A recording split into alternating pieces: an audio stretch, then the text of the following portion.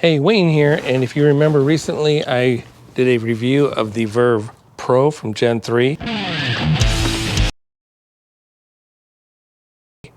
Well, now they've sent me a smaller version called the Verve, and we're going to check that out right now. I'm on the Verve, the standard Verve, the smaller of the two. It is shorter, smaller wheels, but also the tires are tubeless or airless tires. They're nice and smooth. They feel good. Has its own screen, a little bit smaller than the other one. The board that you stand on is smaller, and top speed on this is about 16 miles per hour, but it's rated at 16 and a half, and it definitely gets to the 16. When you brake, you want to always make sure that you pull back on it. Now, the brake on this scooter is in the back. The motor is in the front, so it's front driven. And when you pull on the brake, it does feel a little more harsh than the Verve Pro. This one does seem to want to pull you forward a little bit, so make sure when you brake, lean back when you pull on the brake. That way you don't fly forward and off and get hurt. So it's a smooth ride, just like the Verve Pro. It's very quiet. If you're hearing any rattling at all, it's just probably the way I mounted a camera to it. Other than that, it's very quiet. The bell on this one, you pull with your finger, and like a traditional bell, where on the Verve Pro, it's a ring that you twist. Okay, so now I'm on the Verve Pro, the larger of the two scooters. This one is taller, has a bigger board to stand on. I gotta say, it's a bit more comfortable. It's faster. It just hit 19 miles per hour, even though on the website they say it goes about 18 and a half. This one can hit up to 19, at least mine does. It's really smooth. The wheels, the tires are bigger. They are tubeless, airless tires. They've got those holes in them. I don't know what that material is, but it feels like a real tire.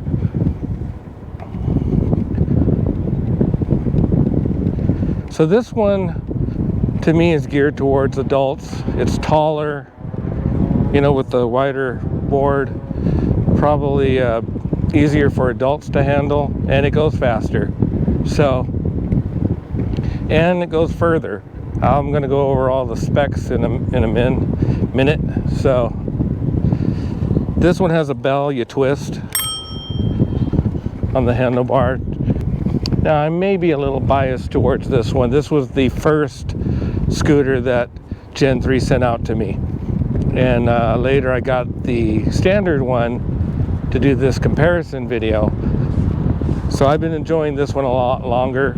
But it also has a bigger, brighter screen that I like. Okay, so now I'm on the Gen3ride.com website, where I could take a closer look at some of the specs and things that we might be more interested in up close here. So first off, the Verve is a smaller scooter, whereas the Verve Pro is a bigger scooter, and we're going to get into some of that in just a little bit. But at quick look, the Verve, the standard scooter, is $200 less than the Verve Pro. So you're looking at $500 for the Verve, $700 for the Verve Pro. Now, the Verve has a 20-mile range, where the Verve Pro shows that it is up to a 30-mile range. And motor-wise, they're both a 350-watt motor. So, but for some reason, the larger one will get you out a little bit further. They both have headlights. The headlights are slightly different. The one on the Verve Pro, you can actually flip that light down. You can angle it a little bit, where the one that's on the Verve, it's stationary. You can't move that one at all. That one's just built into this top part here. So let's move on down a little bit. As I said, we already went over some of this. 20-mile range for the Verve, 30-mile for the Verve Pro. 270 watt hours for the Verve compared to the Pro, which gets a 480 watt hour battery. So the batteries are different. They are much bigger on the wider lower part of the Verve Pro here, where you stand on it. That board is wider, much wider than the standard one. So if you like a bigger footprint down there, that's the way to go. What else do we have here? Going down, oh, the torque. So it doesn't show, I don't think it shows the torque here for, oh, it does. Okay, so let's actually drop this down because all the specs are down here. So under specifications, we already went over the battery, the motor. Charging time for the standard is 4 hours. Charging time for the Pro is 7 hours. And the torque for the standard is 5.6 Newton meters, where the torque on the Pro is 8.2 Newton meters, and you can feel it when you go. So that's pretty cool. It's a bit quicker. Yeah, it's a bit quicker. Me and a friend, we tried riding them together at the same time. We swapped, and yeah, the Pro is a little bit quicker. So now the Pro will get you up to about 18 miles per hour. I saw mine get up to 19 miles per hour a few times when I was on the very flat land. The standard version, I believe it got up to 16, which is, well, it says right here on their specs, 15 and a half. But yeah, 16 is actually where I got up to, whereas on the Pro, it says 18.6, and I got mine up to 19. So that's not bad. That's pretty cool. Pretty cool. Let's see here. The Pro is heavier, 48.5 pounds, and the Verve standard one is a 33-pound scooter. So yeah, the big difference is it's got a wider board to stand on. Battery lasts a little bit longer, and the speed is a little bit faster on the Pro than the standard one. So if you're going to get two, I would probably get two of the same if you're going to go riding with somebody, because otherwise the other person, whoever's on the Pro, is going to pull out ahead, and they're either going to have to slow down for you or just leave you in the dust somewhere. So yeah, so I think just get two of the same. Now, the other thing that I want to mention is the braking system and where the motor is. So the brakes on the Verve Pro has a drum brake up front. And I don't think they have an image of it. Let's see if I can get it. Yeah, there it is. You could kind of see it right there. So yeah, there's a drum brake up front. And when you press on the brake, it disables the motor in the back. So the rear wheel slows down. On the Verve, it's opposite. The motor is on the front, and when you press on the brake, it slows the front wheel down because it disengages the motor. And in the back, it actually has a disc brake where let's see if I can get a better picture. Yeah, this might be a better picture.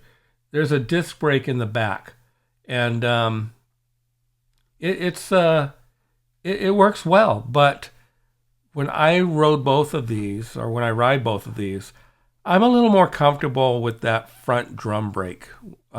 Whenever you stop on a scooter, you should always lean back when you're braking to offset the weight so you don't go flying forward. And on these two scooters, I feel a little bit safer on the Verve Pro. I feel that I'm not going to fly off at all. I don't really even have to think about braking. I just kind of brake and lean back, and everything's good. On the smaller one, the Verve, the brake is really strong. And when you press on that brake, even though it's in the rear, it feels like it's in the front. And if you're not ready for it, you could step off forward a little bit, and that could be a little scary. Of course, Either one of these, once you ride them enough and you get used to them, it becomes second nature. Neither braking system will bother you. If it just depends on which one you start with, and I started with the Verve Pro and got used to it. So yeah, it just kind of depends what you're used to, and I got used to the Verve Pro. So just thought I'd mention that though. They do have the motors on the opposite wheels, and the braking system is on opposite. So besides that, I love both the scooters. I ride them both all the time. They're a lot of fun. And I say if you're looking into getting one of these, go for it. If you plan to go longer rides, maybe go for the Pro and get the 30-mile range. If you're just going to ride it around the neighborhood just to get out and do some light riding, go for the 20-mile. So the Verve Standard. So I call it Verve Standard. It's just called Verve. So up the hills, look at that, 15% grade, up the hill, no problem. They do slow down a little bit compared to when you're going straight on land.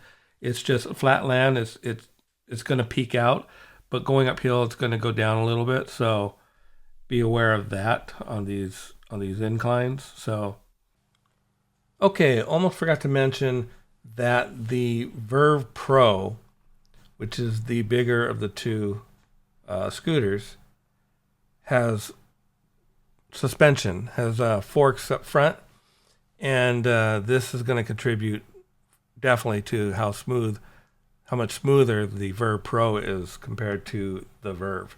So you can see over here that the Verve on the left, no forks, no suspension forks. So that is going to be another difference. If you really want a smoother ride, go for the Verve Pro.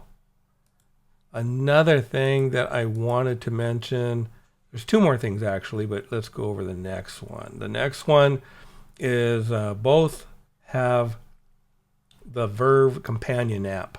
So I went over that app in my Verve Pro video. So you can see that if you click on the link below the video. I'm going to add a link to my previous video on just the Verve Pro. And but in a nutshell, yeah, this app is really cool. You can use it to change modes on the scooter as opposed to doing it on the scooter itself. You could do it from the phone. You could turn your lights off and on. You can lock the scooter, which kind of locks the wheels from turning. There's maps on here where you're gonna go. It'll map it out for you. So this is all good stuff. You can change it. The speedometer metrics. Startup, you can have it so that when you first take off, that it will start from a dead stop, or you have to push to get it going. I like to just be able to throttle down and go. So you may be different. Your taste may be different. I like doing it that way. This cruise control thing down here, I turn that off because when you are going down the road with throttle and you take your hand off the throttle, it'll keep going. And if you do that and you want to stop, as soon as you press in the brake, it'll disengage the motor and you'll slow down and stop. But sometimes I just kind of want to let go of the throttle and kind of let it slow down, slow to a stop, I guess. But that's not going to happen here. So if you're right behind something and you think it's going to do that, you got another thing coming. It's going to keep going. So I turn that off. And let's see, was there anything else that I wanted to go over? I think that's it. So it was, I think that covers everything. Oh, there was one last thing. So it has IP54 waterproofing. And we already went over the tires and app integration. So as it says here, a bit of splashing isn't going to hurt it. So it's protected against, light splashing. You don't want to dunk it underwater or anything, but other than that, you should be fine. So whether you go for the Verve or the Verve Pro, I'm sure you'll have as much fun as I did. So get out there and ride, and I'll see you on the next one.